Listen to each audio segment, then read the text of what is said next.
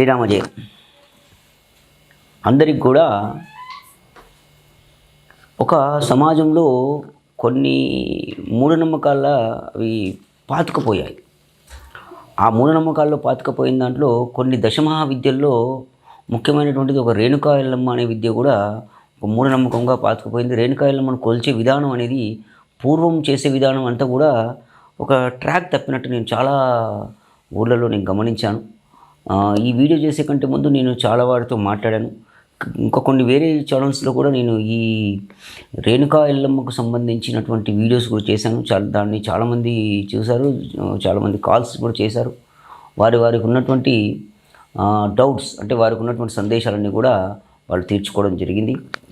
అయితే చాలామంది కూడా రేణుకా ఎల్లమ్మ అంటే ఇలా ఉంటుందా? అయితే ఈ ఛానల్ వాళ్ళు కూడా ఈ రేణుకా ఎల్లమ్మకు సంబంధించినటువంటిది అసలు ఏమిటి అని తెలుసుకోవడానికి చెప్పండి గురువుగారు, మా ఛానల్ వ్యూవర్స్ కూడా ఇది రేణుకా ఎల్లమ్మ వెళ్తుందని.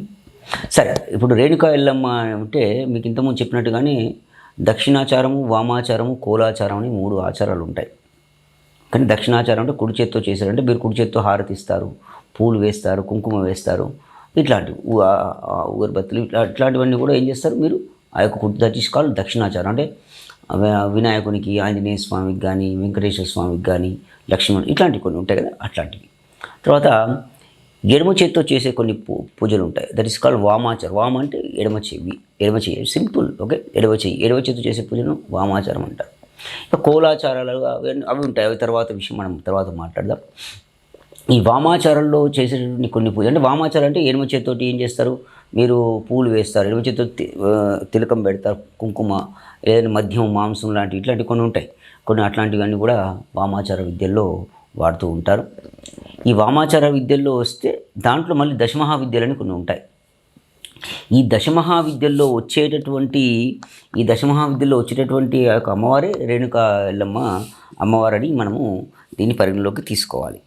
ఇప్పుడు దశమహావిద్యలు ఏముంటాయి అంటే, ఫర్ ఎగ్జాంపుల్ మీకు తెలిసిన శ్రీ కాళి అని, తార అని, త్రిపుర సుందరి అని, శ్రీ భువనేశ్వరి అని, లేదంటే మన శ్రీ కమల అని, రేణుకా ఎల్లమ్మ అంటే చిన్నమస్తదేవి రేణుకా ఎల్లమ్మ అని, తర్వాత మనకు ఈ త్రిపుర సుందరి దేవి కానీ, మాతాంగి, అర్థమవుతుందా? ఇవన్నీ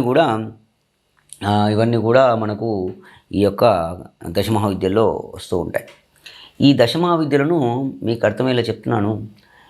ఈ దశమహావిద్యను ఎలా వాడతాను, మనకు ఏదన్నా జ్వరం లేకపోతే మనకు ఏదైనా ఒక ప్రాబ్లం వచ్చింది, శరీరానికి సంబంధించిన ఒక ప్రాబ్లం వచ్చింది అంటే, లైక్ ఏదో ఒకటి గ్యాస్ట్రిక్ ట్రబుల్ వచ్చేసింది అనుకుందాం.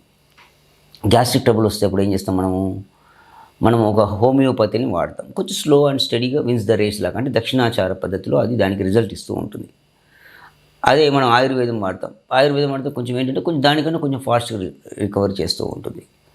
అదేవిధంగా మనము ఇంకా ఇమ్మీడియట్ రిఫర్ అంటే మన పెంటాప్రోజాల్ అని కొన్ని కాంబినేషన్స్ ఇస్తూ ఉంటారు డాక్టర్స్. ఓమోప్రోజాల్, పెంటాప్రోజాల్, డోమోప్రోజాల్ ఇట్లాంటి కొన్ని కాంబినేషన్స్ కూడుకున్నట్టు కొన్ని ట్యాబ్లెట్స్ అనేవి మార్కెట్లో ఉన్నాయి.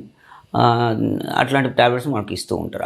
అవి ఏంగానే కాస్త మనకి హైపర్ ఎసిడిటీ కానీ, ఎసిడిటీ కానీ ఇట్లాంటివి తగ్గుతూ ఉంటాయి. అంటే ఇది ఇమ్మీడియట్ రిలీఫ్ అనేది ఒకటి ఇస్తూ ఉంటుంది. అట్లాగే శాస్త్రంలో కూడా ఇమ్మీడియట్ రిలీఫ్స్ కావడానికి ఈ యొక్క దశమహావిద్యలు అంటే వామాచార విద్యలను, కోలాచార విద్యలను వాడుతూ ఉంటారు.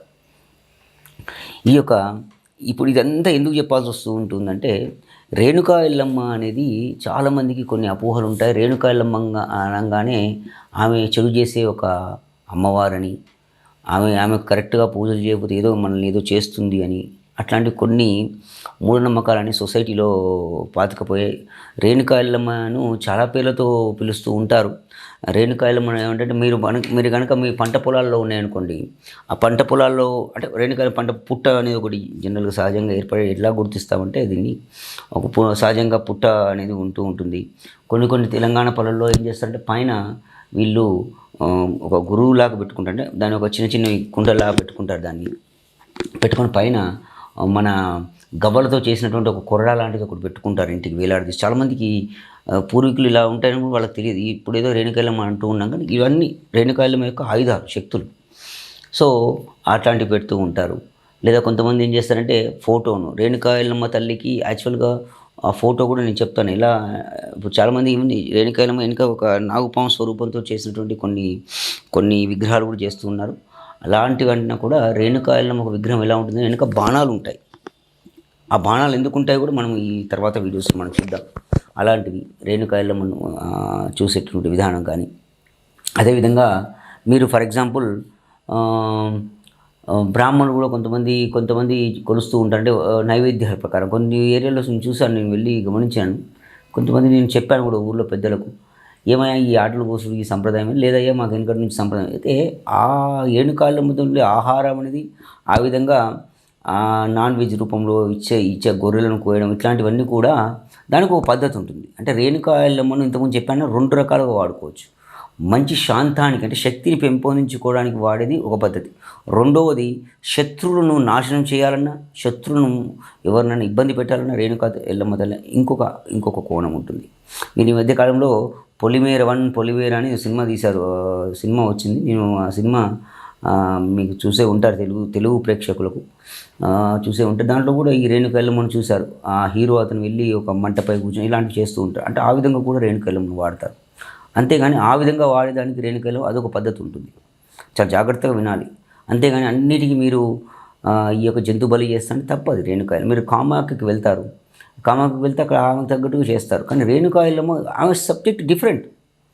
ఆమె పద్ధతి వేరు. ఆమెను అంటే వేడుకునే విధానాలు ఉంటాయి. రేణుకా ఎల్లమ్మను ఒక పద్ధతి ప్రకారంగా చేసే పూజ విధానాలు ఉంటాయి. ఆమెను అలా పిచ్చిగా చేయడం చాలా తప్పు.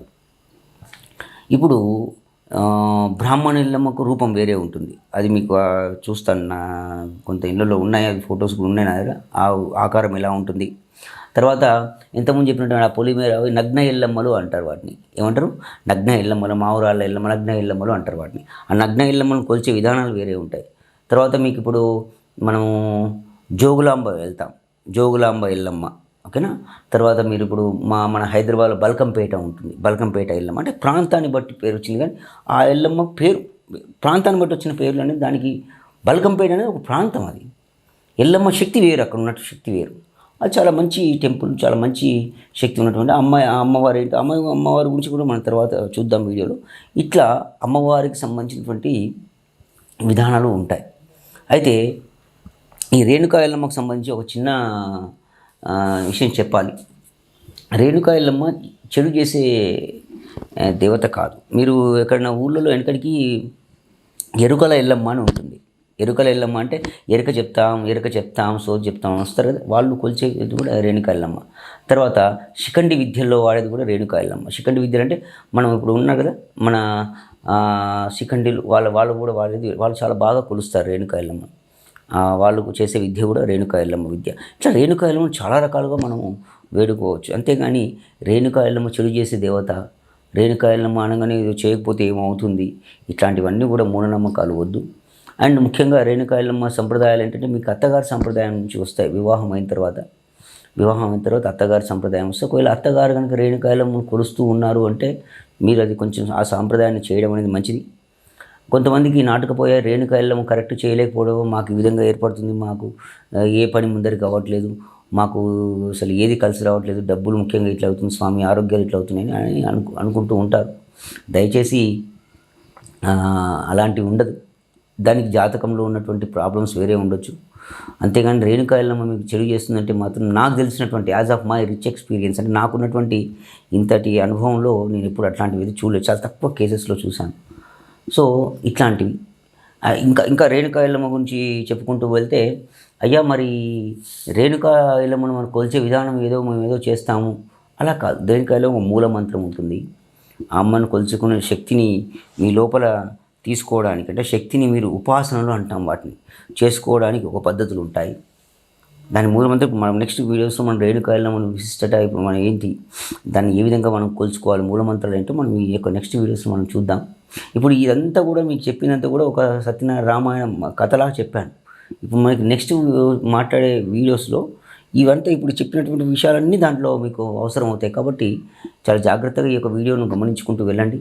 అంతేగాని మూఢనమ్మకంగా దయచేసి అమ్మవారు వచ్చిందని చాలామంది ఏం చేస్తున్నారంటే వారి యొక్క శరీరాలను పాడు చేసుకుంటున్నారు. అవి ఏమి అమ్మవారు మీ శరీరాన్ని పాడు చేసే అమ్మవారు కాదు. ఆమె 6th సెన్స్, అంటే మీ యొక్క 6th సెన్స్ అంటాం. అంటే ఒక ముందు చూపు, అనుభవాన్ని, ఏ కార్యంలోనైనా అనుభవాన్ని ఇచ్చేటటువంటి శక్తిని ఇస్తుంది. అర్థమవుతుందా? ఎందుకు మీకు ఏమో అర్థం కాకపోతే ఏమనుకుంటాం, మనం ఇట్లా తల గోక్కుంటాం అంతేనా, ఏంటో ఇదంతా ఏంటో అనుకుంటాం. అంటే అమ్మవారికి ఎందుకు వెనక మీకు ఆ యొక్క బాణాలు ఉంటాయి తెలుసా, అదే దాన్నే రేఖీ క్రియలు అంటాం వాటిని. అంటే వెనక ఆ యొక్క శక్తి అంతా ఇక్కడ నింపినట్టు ఉంటుంది. That is called neurons. అంటే అమ్మవారి సిక్స్త్ సెన్స్. నీకు ఏం అర్థం కాలేదనుకోండి, మనకు నెక్స్ట్ ఏం చేయాలని చెప్పే దారి చూపించేటువంటి అమ్మవారు అంత శక్తివంతమైన. అంటే ఆమెను కొలిచే విధానం ఉంటుంది, ఆమెను ఉపాసన చేసుకునే విధానం ఉంటుంది. అంతేగాని ఏదో వాటిలో అని చెప్పి అనుకొని పబ్లిక్ను దయచేసి మోసం చేయకండి.